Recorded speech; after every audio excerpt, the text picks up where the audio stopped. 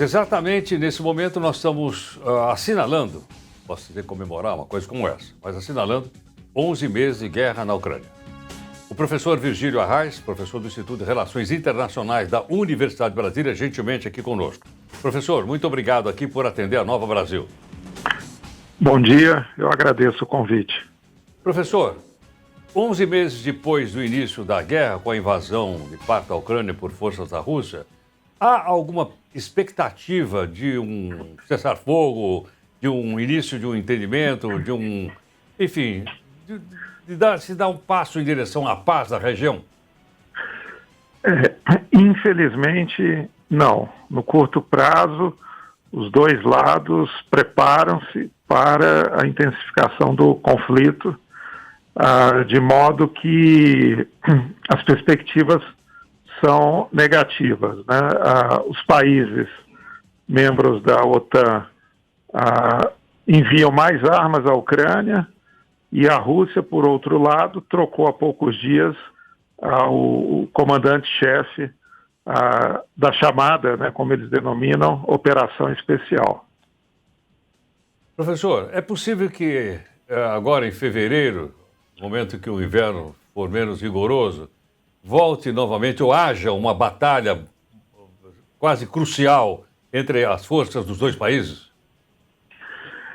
Seria o desejo das Forças Armadas russas, né, de que, com a substituição do comando, né, que haja uma maior disciplina e que, nesse sentido, a Rússia pudesse ser mais eficiente, né, nas suas operações, até em função do temor de que a chegada de novos equipamentos enviados principalmente pelos Estados Unidos, Inglaterra e talvez Alemanha, torne mais difícil, né,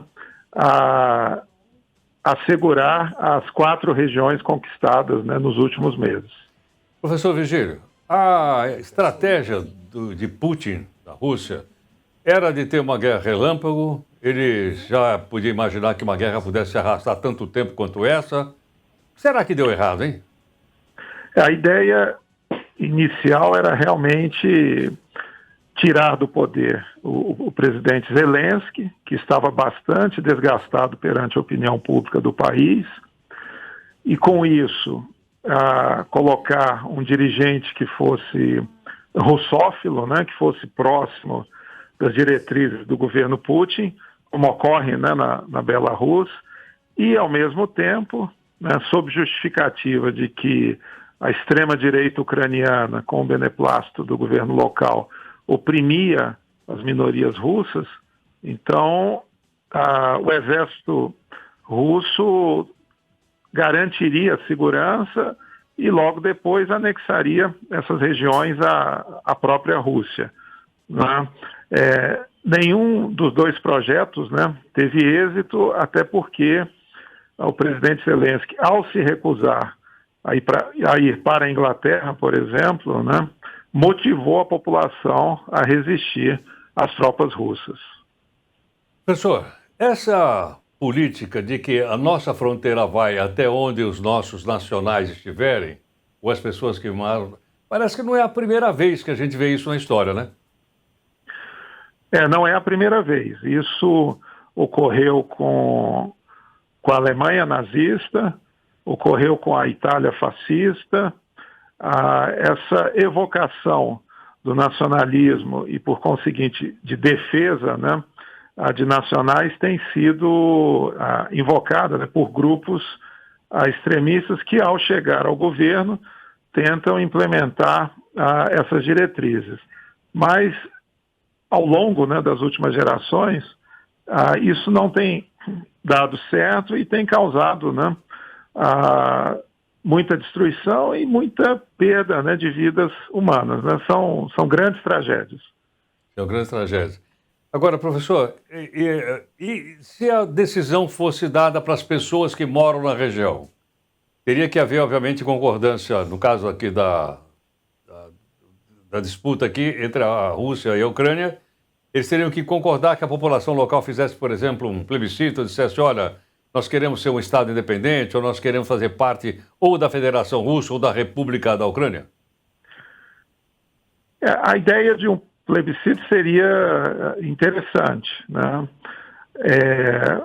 Os russos têm feito de maneira, digamos, ilegítima, né? Ao anexar à força, né? Tentam depois referendar isso por meio de, digamos, de consultas em que a comunidade internacional não reconhece, né? A questão é que precisaria, né, de um entendimento entre os dois governos. E, no momento, não haveria perspectiva para isso, né? Mas seria uma possibilidade no futuro, desde que acompanhada, por exemplo, pela Organização das Nações Unidas ou pela União Europeia. Professor Virgílio, depois de 11 meses, as tais retaliações econômicas e financeiras do Ocidente em cima da Rússia fizeram ou não fizeram nenhum efeito? Tiveram pouco efeito, até porque a Rússia, até o momento, tem tido apoio público, às vezes tácito, né, do ponto de vista econômico, de potências como a China, Índia e Irã. Isso tem dado fôlego, né, ao governo do presidente Putin, né? Na realidade, é uma guerra em que os dois lados tentam também vencer pela, digamos, pela paciência, né? Quem ficará mais desgastado a ponto de pedir a interrupção do conflito. No momento, né, a Rússia tem demonstrado condições para ainda aguentar muitos meses de guerra. Vamos ver agora como será o apoio, né, dos Estados Unidos, principalmente quanto ao encaminhamento de novas armas. Isso pode, digamos, influenciar, pode obrigar o governo russo a sentar à mesa novamente com os ucranianos e com demais representantes europeus. Professor, na sua opinião, está descartada o uso de armas nucleares? Sim, porque significaria um conflito de proporções inimagináveis, né? Seria, de fato,